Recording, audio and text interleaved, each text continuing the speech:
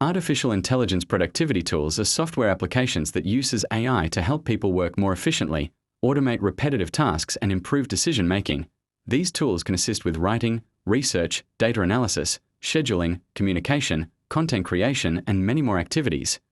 Here are the 5 AI productivity tools that can assist with decision-makings. 1.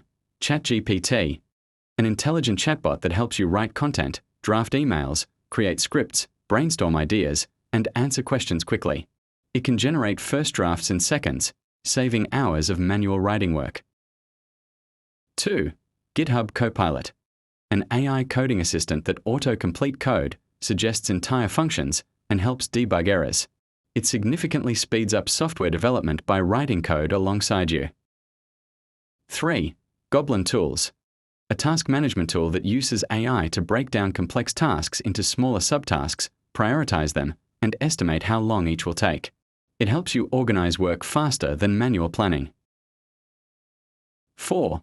Hive Mind from Hive Project Management, an AI feature that automatically creates project scopes, identifies subtasks and dependencies, and anticipates overlooked items.